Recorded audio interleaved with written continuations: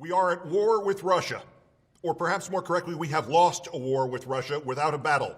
We are no longer a sovereign nation. We are no longer a democracy. We are no longer a free people. We are the victims of a bloodless coup, so far a bloodless coup, engineered by Russia with, at best, the traitorous indifference of the Republican Party and Donald John Trump, a man who, to borrow a phrase from another December long ago, will live in infamy. In 5 weeks' time, unless desperate measures are taken, we will hand over the government to a man who lost the popular vote by more than Woodrow Wilson or Jimmy Carter won it, a man whom the Russians wanted to run our country for them, a man whom the Russians got to run our country for them, a man for whom the Russians interfered with our elections, which, if we did it to another country, would be described as an act of war. And in this country, we have conceded defeat. Some experts, John Kasich's strategist, John Weaver for one, have compared this to Pearl Harbor. Even the hard-right ex-Congressman Joe Walsh says Republican silence will be tantamount to treason. As the members of the Electoral College prepared to gather next Monday to finalize this coup, some, perhaps unaware that almost half the states they represent permit them by law to vote for someone other than the candidate to whom they are pledged, and that only 38 of them need to do so to prevent this coup. They said something, as one especially chilling detail in one of the reports sailed by, that, quote, the Russians hacked the Republican National Committee's computer systems in addition to their attacks on Democratic organizations, but did not release whatever information they gleaned from the Republican networks. It is a short leap from that conclusion, and it is anything but a conspiracy theory to be wondering if the Russians hacked the RNC and have kept what they found there to make sure Trump and the Republicans obeyed. The President of the United States, who at this rate will be the last freely elected President of the United States, made in his measured way a small gesture last Friday that perhaps opened the door to these horrifying revelations of a coup by an outside power nearly complete. He asked for a full review, but we do not have time for a full review. Barack Obama has twice stood in front of America, in front of the world, in front of history, and said, I do solemnly swear that I will faithfully execute the office of President of the United States and will, to the best of my ability, preserve, protect, and defend the Constitution of the United States. Today is the time for him to do so. He must immediately declassify and release all relevant materials held by the FBI, the CIA, DHS, and the other intelligence and security services, and in the White House, and anywhere else in government. And the Attorney General must immediately appoint a special prosecutor to investigate what Donald Trump knew, and when he knew it, and what, if any, collusive links exist now or existed earlier between the Russian Federation and the Republican National Committee. There are no arguments of security or face-saving or intelligence secrecy or national interest that carry any weight now. How much worse can it get by telling America the unvarnished, unprocessed, unredacted truth about this coup? We are already on the precipice of losing the freedom and independence of the nation.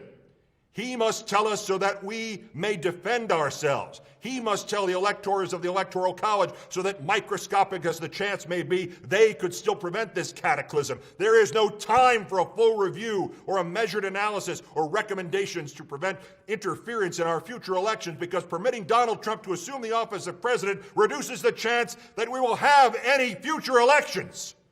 The nation and all of our freedoms hang by a thread, and the military apparatus of this country is about to be handed over to scum who are beholden to scum, Russian scum. As things are today, January 20th will not be an inauguration, but rather the end of the United States as an independent country. It will not be a peaceful change of power. It will be a usurpation, and the usurper has no validity, no credibility, and no authority under the Constitution. This is a reality that will become the only reality until this country rids itself of Donald John Trump. He is not a president. He is a puppet put in power by Vladimir Putin. And those who ignore these elemental existential facts, Democrats or Republicans, are traitors to this country and will immediately and forever after be held accountable. That said, we did get one piece of new news from the Comey memos. It was actually new. In the memo from Comey that's dated February 8th, 2017, he writes about a meeting that he had at the White House with the president's then chief of staff, Reince Priebus. They were apparently talking about the Christopher Steele dossier. And in Comey's memo, he makes this note that he told Reince Priebus, quote, much of the dossier was consistent with and corroborative of other intelligence, and the incoming president needed to know the rest was out there. So that's new. The person leading the Russia investigation before he was fired by the president says he told the White House chief of staff that much of the dossier was not only consistent with other information gathered by intelligence agencies, it was corroborated by that information. That was on February 8th.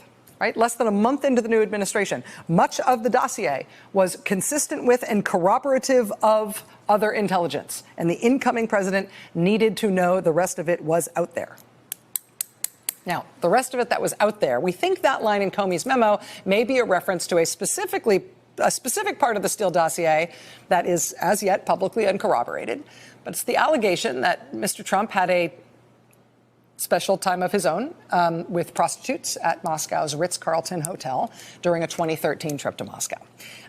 First of all, I hope that you would have the same perspective on so many members of your party who say that there's no evidence of collusion, because we both know as attorneys it is naive at best to suggest we could know. We don't know what the FBI has or what they don't have now in the hands of Bob Mueller. And to suggest that this relatively early in an investigation for the FBI, they often look at things for years, that they should know or they should have told people what they have and the proof should be out there, that's equally deceptive, don't you think? So again, I'm not buying into the fact that there was any collusion between President Trump and Russia. But you can't know whether there was or not. That's my point. How do you know there was none? How do you know that there was? You can't know. You don't know the proof. But Chris, I agree with you, but you don't know that either. And we're running, I mean, the cable news networks are, aflame of running stories about collusion between Trump and Russia, and you don't know, and I don't know that. Right, but it's equally wrong. If you don't like that some media, and I know you're not talking about us, because you know I've never front-run it, but if you don't like that people are artificially saying there was collusion, to say artificially that there was no collusion is equally wrong, right? You're not being better in that situation. You're being a manifestation of the same problem. What I think is happening is there's a conversation about collusion. And my point is there's no evidence of collusion.